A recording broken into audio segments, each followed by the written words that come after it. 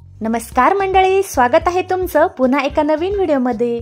तूप हा पोषणयुक्त पदार्थ आहे आणि हा पदार्थ आहारात असायलाच हवा असा सल्ला सगळेजण देतात। पण बाजारात मिळणाऱ्या तुपापेक्षा घरी बनवलेलं तूप जास्त शुद्ध आणि ते चांगलं तर असतंच। त्यामुळे बऱ्याच महिलांना तूप विकत आणण्यापेक्षा घरीच बनवायला ते आवडतं। ते मला तुमच्यासारखं देखील आवडतं बरं का। पण कधी कधी वेळेअभावी किंवा तूप बनवण्याच्या झंझटमुळे वैतागून बाहेरून तूप आणलं तरी त्याला घरच्या तुपाची सर येतच नाही आणि शिवाय त्याच्या शुद्धतेची खात्री देखील आपण सांगू शकत नाही।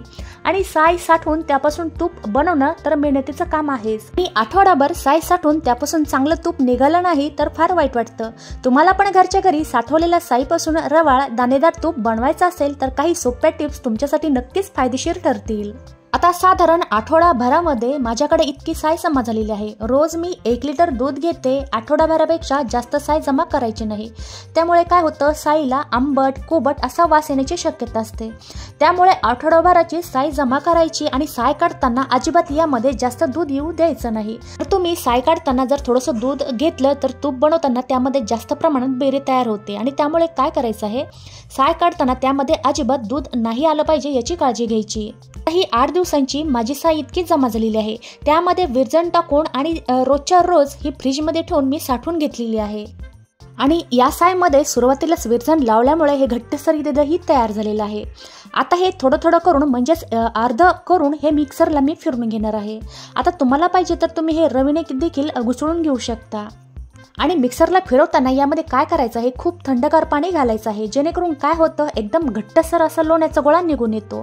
साधारण अर्धा मिनिटामध्ये घट्टसर लोणी निघून येतं। मिक्सर चालू बंद करत पल्स मोडवर अर्ध्या मिनिटासाठी फिरवून तुम्ही म्हणताल की या मिक्सरच्या भांड्यावर हा रुमाल कशासाठी ठेवलेला आहे, तर माझ्या मिक्सरच्या भांड्याचं झाकण थोडंसं लूज होतं। त्यामुळे मी काय केलेलं आहे, रुमाल या मिक्सरच्या भांड्यावर ठेवून थोडंसं प्रेस करून हे मिक्सरला मी फिरवून जेणेकरून याच्यातलं ताक बाहेर येणार नाही आणि ते अंगावर उडणार नाही। फक्त अर्ध्या मिनिटासाठीच हे मी मिक्सरला फिरवून घेतलेलं आहे। तर तुम्ही बघू शकता हे आपलं घट्टसर इथे लोणी तयार झालेलं आहे। आणि आपण इथे गार पाण्याचा वापर केल्यामुळे लोण्याचा हा घट्टसर गोळा वरती तरंगून आलेला आहे।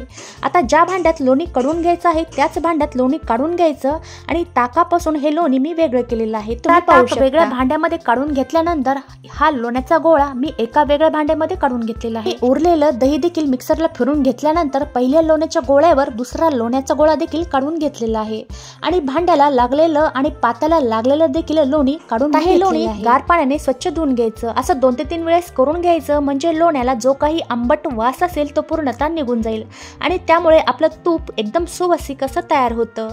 जे आपलं ताक तयार झालेलं होतं त्या ताकापासून तुम्ही मस्त अशी खमंग चविष्ट अशी कढी बनवू शकता। हा लोण्याचा गोळा गॅसवर कढवण्यासाठी मी ठेवलेला आहे। एक गोष्ट लक्षात ठेवा, तूप कधीही मंद आचेवर कढवून घ्यायचं। लोणी पूर्ण वितळल्यानंतर असा फेस तयार होतो। त्यामुळे काय करायचं, तो सतत चमच्याच्या साहाय्याने हलवत राहायचं। त्यामुळे काय होतं, बेरी देखील कमी येते आणि ती तळाशी जाऊन बसते। हे असं सतत ढवळत राहणं खूप गरजेचं आहे। आता तुम्ही पाहू शकता लोणी पूर्णपणे वितळले, त्याला उकळी देखील आलेली आहे। आता लोणी वितळेपर्यंत मी गॅस मोठा ठेवला होता आणि आता उकळल्यानंतर गॅस मिडियम केलेला आहे। शक्यतो काय करायचं आहे, हे तूप बनवण्यासाठी कढई किंवा ज्या भांड्यामध्ये तूप बनवायचं आहे ते शक्यतो मोठंच घ्यायचं आहे। आता हे लोणी वितळेपर्यंत मी गॅस मोठा ठेवलेला होता आणि हे लोणी उकळल्यानंतर आता मी गॅस मिडियम केलेला आहे।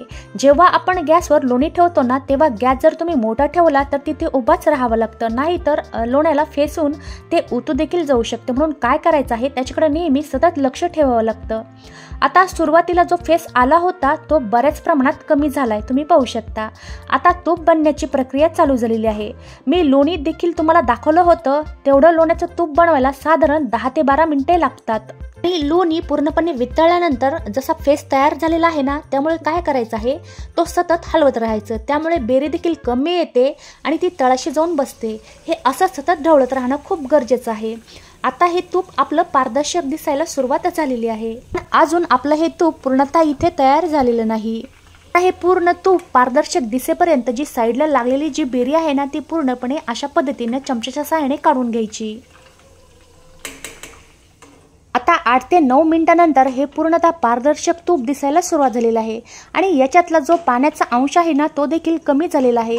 त्यामुळे पहिल्या आवाजात आणि आत्ताच्या आवाजात देखील तुम्हाला फरक जाणवत असेल।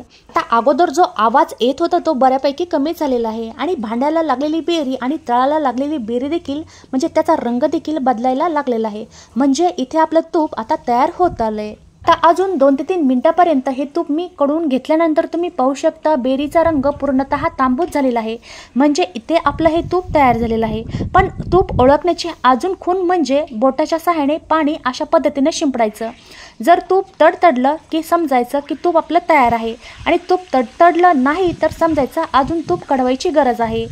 इथे तुम्हाला तडतड असा आवाज आलेलाच असेल। याच्यावरून समजायचं की आपलं इथे तूप तयार झालेलं आहे आणि पाणी शिंपडल्यानंतर तुम्ही पाहिलंच आहे की याच्यावर थोडासा फेसळ भाग तयार झालेला आहे। या स्टेजला मी गॅस बंद केलेला आहे। याच्यापेक्षा जास्त वेळ हे तूप कडवून घ्यायचं नाही, नाहीतर हे तळाशी जळू देखील शकतं। इथे हे आपलं सुवासिक आणि पारदर्शक तूप तयार झालेलं आहे। आता याच्यातली बेरी आपण तांबूस रंगावर येईपर्यंत तूप कडवल्यामुळे हे तूप महिना ते 2 महिने सहज म्हणजे आरामात टिकतं। आता या स्टेजला तुम्ही इथे नागिनीचं पान किंवा लवंग किंवा तुळशीचं पान किंवा हिरवी वेलची देखील यामध्ये टाकू शकता। हे तूप गरम गरम असताना ज्या भांड्यामध्ये तूप साठवून ठेवायचं आहे त्या भांड्यामध्ये ओतून घ्यायचं आहे आणि ज्या भांड्यामध्ये हे तूप साठवून ठेवायचं आहे ते शक्यतो काचेचं किंवा स्टीलचं असावं आणि ते आतून व्यवस्थित कोरडं असावं। आता चाळणी घेऊन हे तूप मस्तपैकी असं गाळून घ्यायचं। हे तूप आपण सतत हलवल्यामुळे काय झालेलं आहे याच्यात बेरी देखील कमी आलेली आहे। हे तूप चाळणीच्या सहाय्याने गाळून घेतल्यानंतर जी चाळणीत बेरी राहिलेली आहे ती देखील चमच्याच्या सहाय्याने अशी दाबून दाबून गाळून घ्यायचं। म्हणजे काय होतं ज्याच्यातलं तूप देखील बाहेर निघतं। तर पहा मस्तपैकी आपलं हे नितळ तूप इथे तूप शक्यतो गरम असतानाच या डब्याचं झाकण लावून घ्यायचं। म्हणजे काय होतं आपलं रवाळ आणि दाणेदार इथे तूप तयार होतं। आता 4 ते 5 तासानंतर हे तूप घट्ट झालेलं आहे। आता हे तूप तुम्हाला चमच्याच्या सहाय्याने जवळून दाखवते। तर अतिशय रवाळ दाणेदार सुवासिक आपलं हे घरच्या घरी तूप तयार झालेलं आहे। तर आजचा हा व्हिडिओ तुम्हाला आवडला असेल तर व्हिडिओला लाईक आणि जास्तीत जास्त शेअर करा आणि तुम्ही माझ्या चॅनलवर नवीन असाल तर सबस्क्राईब करायला विसरू नका। सोबतच बाजूला असलेलं बेल आयकॉन देखील प्रेस करा जेणेकरून माझ्या येणाऱ्या नवीन व्हिडिओचं नोटिफिकेशन तुम्हाला भेटेल। भेटूया पुन्हा छानशा एका नवीन व्हिडिओ सोबत। व्हिडिओ पाहिल्याबद्दल धन्यवाद।